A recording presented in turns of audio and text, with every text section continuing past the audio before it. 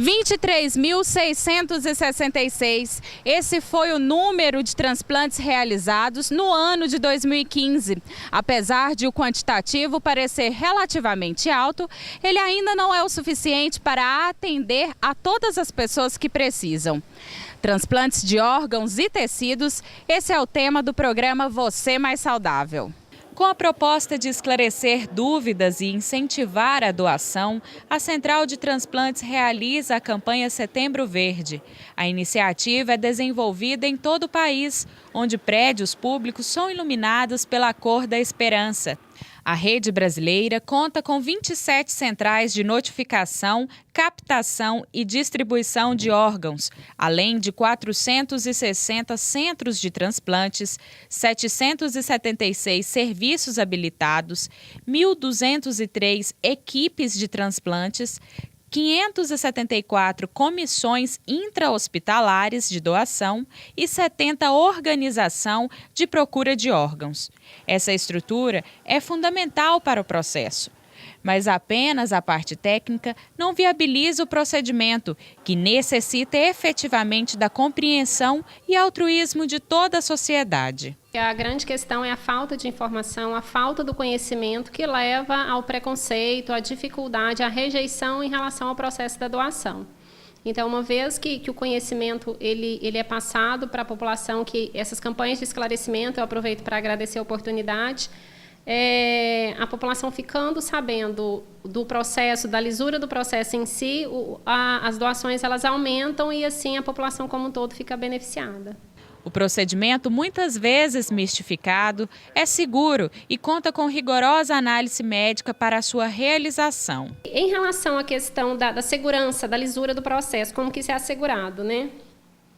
Uma vez que haja essa abordagem, que o familiar concorde, que demonstre aquele desprendimento mesmo em relação à doação, vai ser avaliado, o doador vai ser avaliado, estando em condições, estando dentro dos critérios possíveis de doação, o tecido vai ser retirado, somente é retirado por essa equipe treinada. Isso tudo é um processo muito amarrado, que ele não oferece riscos de que esse tecido seja extraviado, seja, entre aspas, aí, traficado, como muitas vezes existe esse temor por parte do familiar. Então, é encaminhado para o banco de óleos, onde o tecido é preparado. Do banco de óleos, esse tecido é liberado para a central de transplantes, não que ele saia do banco de óleos, mas será notificada a central. E a central de transplantes, que é um representante, que é fiscalizado pela Anvisa, pelo Ministério da Saúde, que está sob essa regência, que fará essa distribuição de acordo com uma fila. Outra coisa que é muito importante, essa questão da fila, que é uma fila única, essa fila regionalizada. Por exemplo, no estado de Goiás, nós temos aí, entre todos os doadores, entre todos os pacientes inscritos, nós temos mais de 700 pacientes esperando por uma córnea. Então, é um número muito grande que a gente precisa trabalhar, precisa conscientizar para melhorar.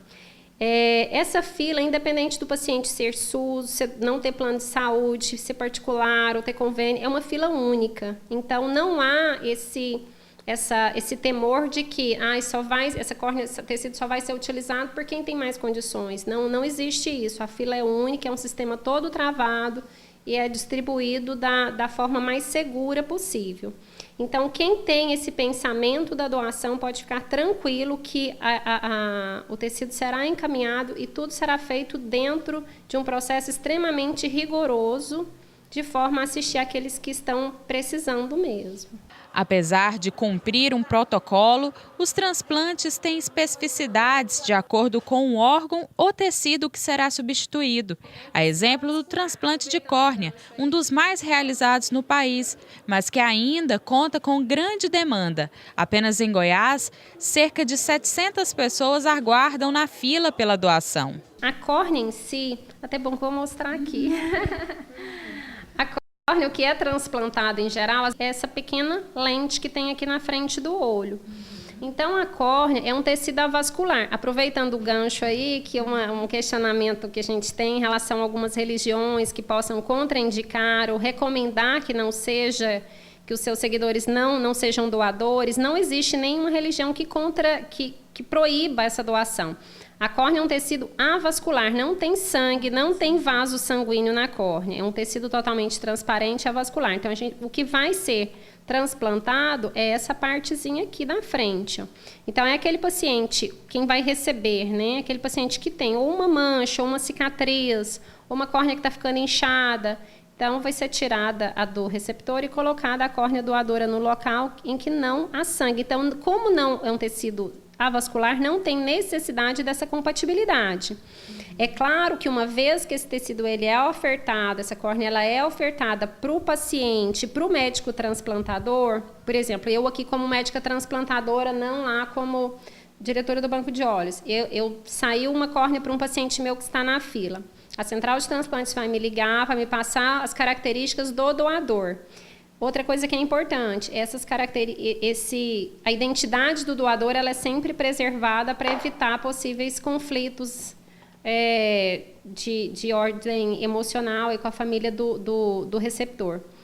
Então, eu posso avaliar se para aquele problema que o meu paciente tem, aquela córnea é a mais indicada. Se eu avaliar que não é, eu posso até pedir uma outra córnea e falar para repassar essa para outro paciente. Mas não por uma incompatibilidade sanguínea. Então, não tem. Uma coisa que facilita muito o transplante de córnea é isso, que não precisa dessa compatibilidade igual outros órgãos e tecidos em que isso é necessário. Agora, além dessa questão de todo o procedimento, que é muito seguro e acompanhado por uma equipe muito extensa, existe o cuidado do próprio paciente, né? Tem atitudes que devem ser tomadas no pós-cirúrgico? Com certeza. É um processo que sempre que a gente vai indicar um transplante de córnea no consultório, tem que ser muito bem conversado. Para muitas doenças, o transplante de córnea no passado já foi a primeira indicação.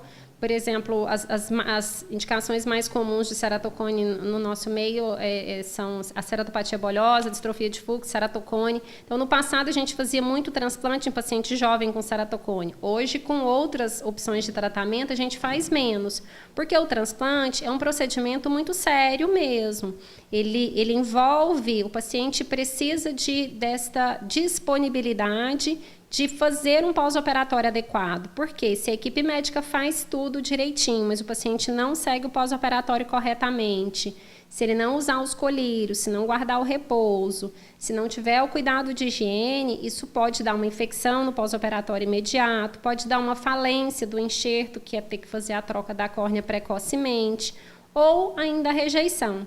Sendo que a rejeição ela pode acontecer em qualquer período da vida. Claro que quanto mais o tempo passa, menos esse risco, esse risco vai diminuindo.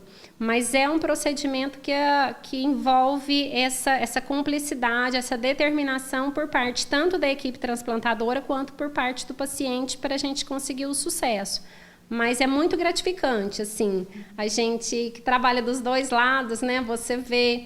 Tanto é muito bonita a parte da doação, do desprendimento naquele momento ali de dor, quanto da parte de você chegar a avaliar um tecido, aquela córnea que foi, você, por exemplo, eu estou lá no banco de olhos, eu vejo lá a história do doador, o que aconteceu, tudo, avaliar a córnea. Depois, no outro dia, essa córnea sai aqui para eu transplantar para um paciente. Ele não sabe quem é o doador, mas... A gente que está envolvido no processo, você vê que aquilo, às vezes, uma tristeza tão grande que foi para uma família, no dia seguinte você está conseguindo ali reabilitar visualmente. É a extensão da vida, eu acho que essa é a grande questão. Transplantada há 5 anos, Jéssica de Paula destacou que apesar da tristeza que a morte causa em muitas famílias, o ciclo da vida pode continuar através da doação, que permite que pessoas como ela possam viver melhor por meio desse ato de amor e caridade. Sim, é um lado triste, né? Alguém precisou morrer. Mas mesmo na dor dessa família, eles optaram por doar a córnea para eu poder viver bem melhor, né? Porque se ninguém doasse, eu não estaria enxergando hoje. Então, foi um ato maravilhoso, né? A morte vem para ajudar outras pessoas. Precisa, sim, conscientização de doar órgãos, não só como a córnea, né? Mas todos os órgãos como, por exemplo, eu tive uma vida bem melhor. Uma pessoa, não sei quem, doou para mim, não me conhecia, mas doou para eu hoje estar podendo viver bem.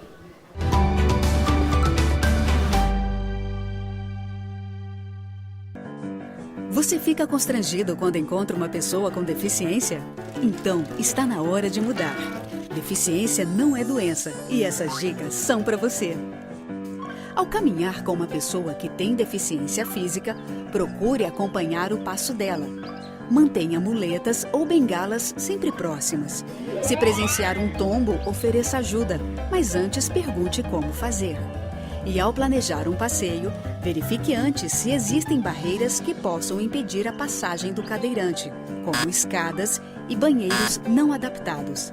Se o local não estiver preparado para receber um deficiente, recomende ao proprietário que faça as adaptações. Cidadania é saber conviver com as diferenças.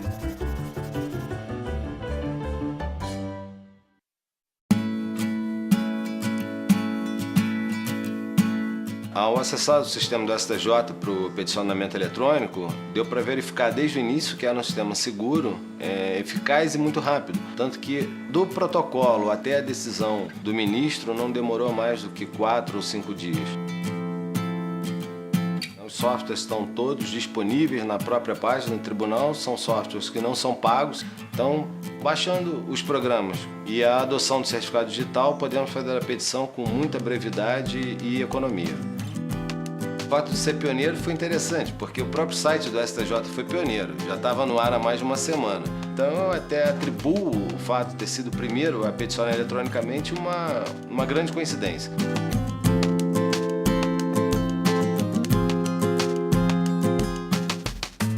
Virtualização de processos, porque ter acesso fácil e rápido à justiça é um direito seu.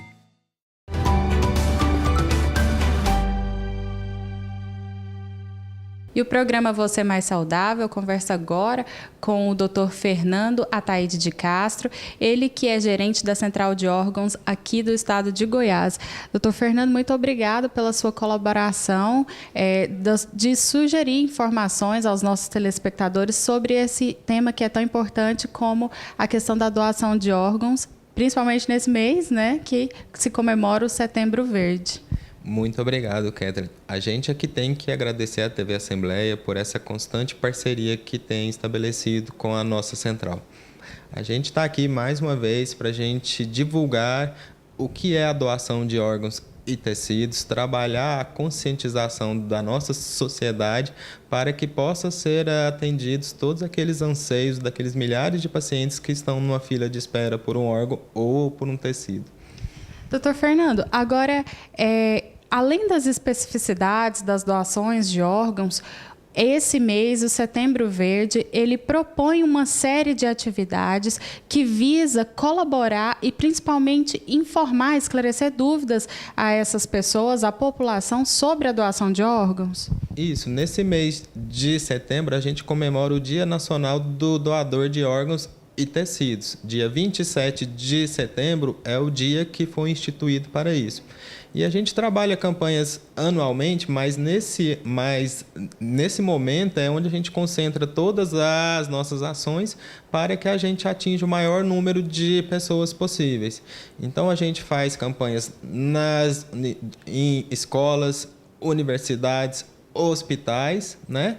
Inclusive a gente tem parcerias diversas que outras instituições vêm até Goiânia para estar falando sobre doação de órgãos. Doutor Fernando, e quais são as principais atividades de destaque nesse mês do Setembro Verde? Bom, a gente já fez homenagem às famílias doadoras, fizemos uma solenidade de abertura, né?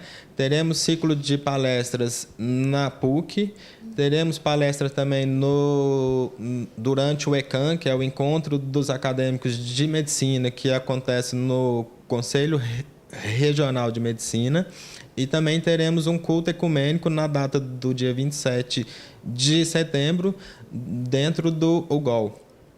Que é o dia que comemora mesmo a questão da doação de órgãos, né? Isso, é o dia 27 que a gente para um pouquinho para a gente também agradecer aquelas pessoas que fizeram essa boa ação num momento triste de suas vidas, mas que estão colaborando para que haja esperança para outras pessoas. Doutor Fernando, agora nós também queremos aproveitar a oportunidade para esclarecer alguns aspectos relacionados à doação. A doação ela não é só de órgãos, mas também de tecidos, correto? Isso, a gente tem doação de tecido, que é córnea, medula óssea, pele, ossos, né? E a gente tem a doação de órgãos, que aí estão listados: coração, pulmão, fígado, pâncreas, rins, né? Então, esses são órgãos que a gente consegue captar durante um evento que ele é denominado morte encefálica. É naquele estágio em que o paciente já não se encontra mais vivo, que encontra-se mantido através de aparelhos e suporte medicamentoso. Então, feito esse diagnóstico de morte encefálica, é comunicado para a família e é exercido à família esse direito de estar ou não doando os órgãos. Agora, doutor Fernando, uma dúvida muito comum em relação, principalmente à família de quem já teve a morte encefálica decretada, é se essa morte é real de fato. As pessoas acabam por ter receio se o seu ente querido realmente não tem nenhuma perspectiva de sobrevida. O procedimento ele é extremamente seguro, né? São avaliados por mais de um profissional da área médica para que seja concreta essa decisão? Isso, a morte ela é uma só. Independente de ser uma morte por parada cardíaca ou uma morte encefálica, aquele indivíduo ele está morto, né? E esse procedimento que leva ao diagnóstico da morte encefálica, ele é realizado através de um protocolo baseado em dispositivos legais, tanto portarias do Ministério da Saúde quanto do Conselho Federal de Medicina, que exigem que sejam realizados 2 exames clínicos por médicos diferentes, em um determinado período de tempo, e esses 2 exames clínicos eles ainda têm que ser confirmados por um outro exame gráfico, que seria, por exemplo, um Doppler ou uma arteriografia. Com esses três exames tendo resultados iguais e confirmatórios daquela morte encefálica, aí sim é comunicado à família. E todo esse processo ele é validado tanto pelo hospital quanto pela central de transplantes.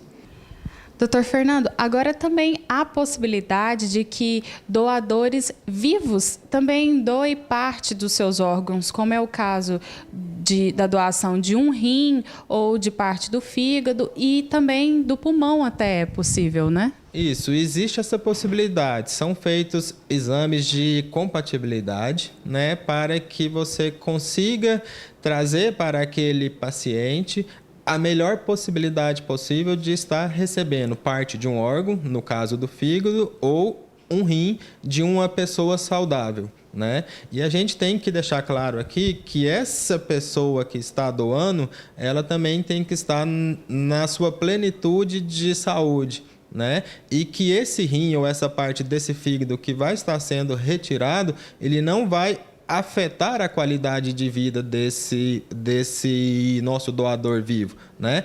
E tudo também, quando não tem um parentesco entre essas duas pessoas, ele tem que ser um processo validado pelo Ministério Público, que ele vai junto com a Central de Transplantes novamente estar regulando todo esse processo. Essa questão de verificar se essa pessoa é da família ou se caso não seja, essa verificação por parte da Justiça é uma ação que tem como objetivo evitar, por exemplo, o tráfico de órgãos ou o próprio comércio de órgãos? Isso, é feito um documento de uma doação por livre e espontânea vontade, tanto se for um parente de 1º, 2º ou 3º grau, ou se for uma pessoa, um amigo ou um conhecido que esteja disposto a estar doando esse órgão. O que a gente tenta evitar é que haja essa troca, que haja esse consumismo de você querer ajudar uma pessoa recebendo alguma coisa em troca. A questão que a gente trata sobre o tráfico de órgãos, ela é muito uma questão um pouco mística, né? Porque a gente trata a questão como se fosse muito fácil a gente retirar um órgão, retirar um rim de uma pessoa e implantá-lo em outra. Quando a gente falou aqui há alguns minutos atrás, a gente falou que existem compatibilidades a serem respeitadas. Não é qualquer órgão, não é qualquer tecido que ele é facilmente implantado num outro e tem a sua funcionalidade preservada. Então, a gente trabalha com algumas questões que estão por trás desse possível tráfico de órgão para a gente poder estar evitando que isso aconteça de uma forma ou outra, né? Então, uma de nossas funções também é desmistificar a morte encefálica, a doação de órgãos e o transplante em si. Agora, qual que é a situação atual do estado de Goiás no que diz respeito à estrutura de captação de órgãos e também de demanda em relação às pessoas que aguardam na fila por uma oportunidade? Bom, hoje o estado de Goiás ele conta com uma equipe de captação de múltiplos órgãos, né, que é uma equipe especializada para estar captando os órgãos quando há essa possível doação. E a gente tem equipes credenciadas para estarem realizando transplante cardíaco, transplante renal, transplante conjugado pâncreas-rins, transplante de medula óssea e transplante de córnea. Ainda nos falta o transplante de fígado, mas queremos, a longo prazo aqui, talvez sensibilizar algumas equipes médicas também para que tragam isso para o estado de Goiás e que aqueles nossos pacientes que são hepatopatas, possíveis candidatos a um transplante de fígado, não tenham que se deslocar a outro estado para estar realizando esse evento, né? E a nossa fila hoje ela está girando em torno ali de 1.100 pacientes. É uma fila dinâmica porque a todo momento você pode ter um transplante ou como pode ter uma nova pessoa inscrita. Temos mais de 700 pessoas inscritas para transplante de córnea. Temos 350 pacientes inscritos à espera de um rim. Como o nosso transplante cardíaco ele começou a se efetivar há pouco tempo, de maio para cá, foram já realizados 3 transplantes cardíacos, a nossa fila ela ainda está um pouco pequena, em torno de 4 a 5 pacientes. E a nossa fila de pâncreas-rins gira em torno de 6 pacientes. Doutor Fernando, agora o que garante o sucesso do procedimento, além da questão da compatibilidade? Porque não só isso é uma garantia de que esse paciente vá ter um desenvolvimento conforme a expectativa, né? Bom, garante aquela expectativa que aquele receptor tem de estar recebendo o órgão, aquele tempo de espera que ele teve 1, 2, 3, 4, 5 anos, por exemplo, à espera de um rim. Então, isso tudo pode chegar a provocar num paciente aquela ansiedade de estar toda hora buscando o seu médico, que é aquele médico assistencial, que vai lhe dar o suporte tanto no pré quanto no pós-transplante. Então, a gente espera que aquele paciente que esteja recebendo um órgão, que esteja recebendo um tecido, ele tem as condições de estar frequentando todas aquelas consultas, todos aqueles agendamentos que são marcados para ele, que estejam conseguindo, de uma forma ou de outra, administrar o uso de todos aqueles medicamentos que lhes são repassados, que lhes são receitados, para que não haja uma possibilidade de perda desse enxerto. Então, a gente precisa ter uma conscientização também daquele paciente que vai receber o órgão, que vai estar recebendo o tecido, que ele ainda tem que continuar o tratamento até que todas aquelas possíveis perdas de enxerto, que teve aquelas incompatibilidades, elas sejam resolvidas e ele possa ter uma vida normal. Agora, qual que é o recado da Central de Doação de Órgãos nesse mês que as informações são passadas e se espera que a colaboração da sociedade venha em relação a essas doações de órgãos? Qual que é o recado que o senhor passa para o nosso telespectador?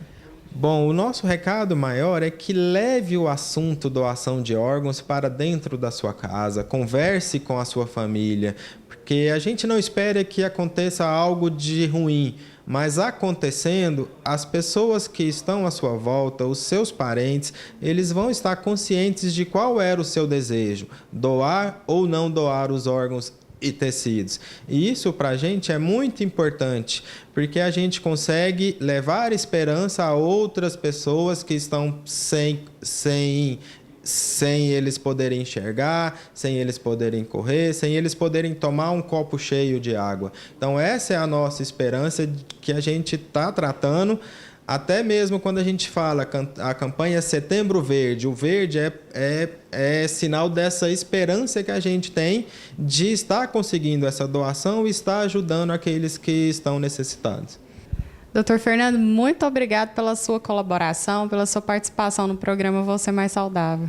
Mais uma vez, então, a gente agradece a Assembleia como um todo, tanto a TV quanto o espaço que sempre nos é aberto para a gente estar realizando os nossos eventos e estar levando à população toda essa discussão sobre doação de órgãos e tecidos. Muito obrigado. O programa Você Mais Saudável fica por aqui e nós te esperamos numa próxima edição.